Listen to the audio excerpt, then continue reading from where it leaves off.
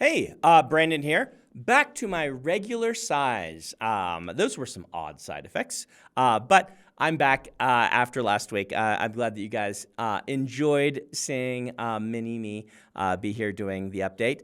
This week, where are we? Well, Ghost Bloods, Book 1, first draft, we are at, bing, 10%.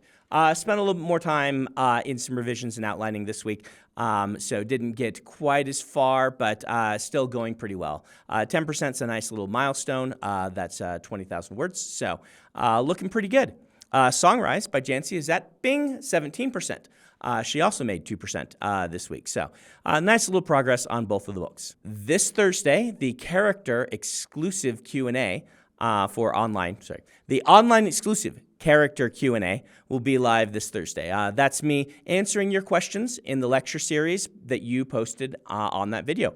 If you want to be part of the world building Q&A, watch lecture 9 and add your questions to the comments there, and eventually we'll get a web exclusive Q&A on world building, specifically about that lecture though. We're going to be pulling questions that the lecture doesn't answer. Let's see, what else we got going on? Well, the Dragonsteel pop-up bookstore will be in Chicago this week, April 11th through 13th at C2E2, booth 519. So we will have new merch, including, I believe, this shirt. So this is the Urathiru shirt that is modeled after the travel postcards that we did, though we did a bunch of work to make this look good as a shirt. It's really this cool blue color. So that's at the booth. And I hope you will stop by if you're going to C2E2. Say hi to my crew over there.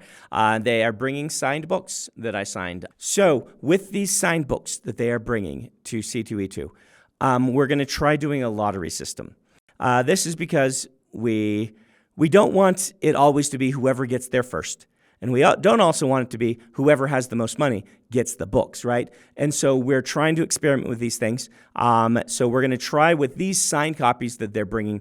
You go to the booth at C2E2, you sign up, and then they'll let you know if you got the lottery so you can get one of them, if that makes sense. So again, this is just us trying. Be sure to give us feedback on how these things work.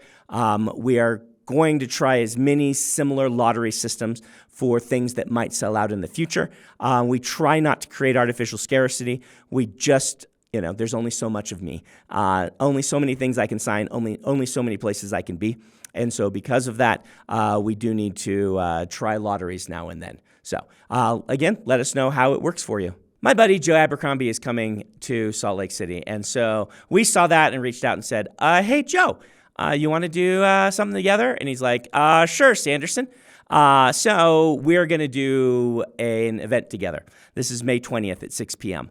Links in the description. This is a ticketed event because I can't handle the volumes of people that show up for signings anymore without tickets. So I do expect those will go quickly. But if you haven't ever seen Joe, Joe is awesome. He's so much fun to chat with. I assume we'll do some sort of interview sort of thing or something like that. Yeah, a conversation between the two of us like I've done. If you've watched any of my videos where I did one with Robin Hobb and things like that, it'll probably be something like that where I chat with Joe about writing and I interview him. The focus really should be on him, not on me for this. So if you're going, I assume the tickets will include a copy of his book, and you should go because you want to see Joe, not because you want to see me, but you should want to see Joe because he is awesome. What else we got going on? The Mistborn deck building game has received a nomination for Best Card Game of 2024 from Board Game Quest. Voting closes on April 11th, but there's a link in the description. If you have purchased the deck building game and you enjoy it, please vote. Please do not vote if you haven't. I don't want to stuff any ballot boxes, and only vote for it if you legitimately think it deserves the award. If you have played other games that you would like to vote for instead, please vote for them. And that will make everyone happy. So speaking of awards, it should have come out today or yesterday. I've been nominated for a Hugo Award in the series category for the Stormlight Archive. This is very exciting to me. I haven't been nominated in maybe 7-8 years, so it's good to be back. I won once for Emperor's Soul and once for Writing Excuses, my podcast, in the kind of nonfiction category. So I'm very honored to be nominated again for a Hugo Award. Every award is not without its controversies. The Hugo has definitely had its share of them, but I do like how much effort the Hugo communities make to try to be transparent. For a lot of awards, you wouldn't hear about the scandals because they happen all in hidden ways, and the Hugo's tries to be upfront with things. Again, every award has its issues, but I do love the Hugo Award, and I think it's good for fandom. I think it is really cool to be nominated, and specifically for this category, which exists in part because of me. They created the series category after The Wheel of Time was nominated for Best Novel because there was no series category, and so The Wheel of Time was eligible as a single book, all 14 volumes, which was hilarious, and they're like, we should probably have a series category. So they created a series category. In the past, I had recommended to fans that they wait until book 5 of Stormlight was out before they nominated me. This is because the series is very long, and I felt like it would be weird to win Best Series on like book 1 or 2 of a 10-book series, and I felt book 5 would be a milestone that would let people know whether they wanted to nominate the series or not. And indeed, they decided to nominate it. So what can you do? Well, if you're attending Worldcon this year, you will be able to vote for the Hugo Awards. If you're not attending Worldcon this year and you would like to vote, you can actually buy a membership just to vote. I do not recommend you do this simply to vote for the Stormlight Archive. I recommend you do this only if, like Peter Ahlstrom and a bunch of friends of mine, you intend to read all of the nominees and then vote smartly in every category.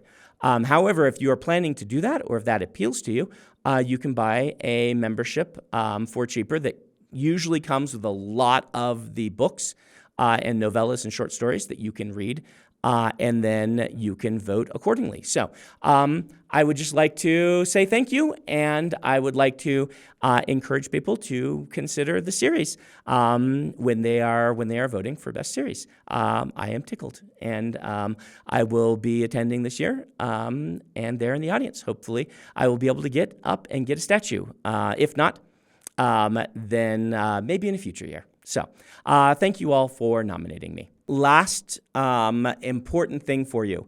We will be putting up pre-orders next week for Isles of the Emberdark. This is for our premium edition. April 15th is the date I believe this will go up, so 1 week from today. We'll be selling this edition separately or bundled with the ebook. We'll provide the ebook files 10 days after backers have received theirs. So the current delivery date for this edition would be November 1st, the pre-order edition. We'll begin shipping them out actually as soon as we've shipped out to backers. So what this means, what's going on here? Well, we always want to make sure that backers are getting their books first. And this was part of our recent crowdfunding campaign. And so they get things first, and they get them a little cheaper. And so we aren't exactly sure when we'll be sending out the ebook files. So pre-ordering, we don't know exactly when you'll get yours. It's going to depend on when the books arrive from the printer and when we can get them all shipped out to backers. And we don't have control over when those books arrive. We put November 1st on because we thought that was pretty safe. We expect to have fulfilled before that, and we expect that these hardcovers you're pre-ordering will actually go out before then. But we can't promise anything like that because the vagaries of how shipping happens these days and how printing happens and things like that can be a little nebulous. So regardless, pre-order goes up a week from today. If you backed it, you will be getting your book before the pre-orders go out, so don't worry. And if you didn't back and you pre-order, ebook 10 days after backers receive theirs, hardcovers will start shipping as soon as we finish shipping to backers.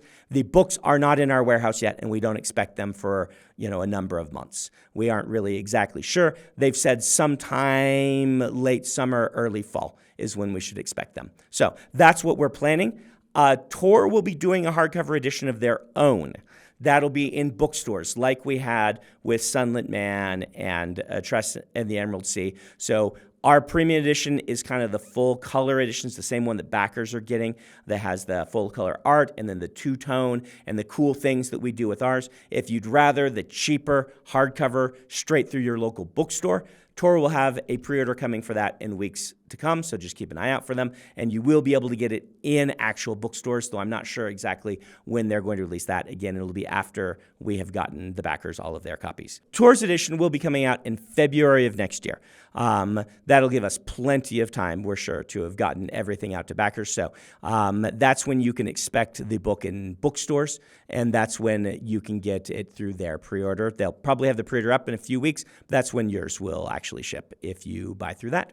Sorry if that sounds complicated. We just always want to make sure we're taking care of the backers because they fund basically Dragonsteel. Dragonsteel can exist because the backers fund it, and that's why we get to do these really cool and interesting editions. So I think you're going to love this one when it comes. We've done some special things with this particular secret project. So thank you, as always, for hanging out with me. This was a bit of a longer one.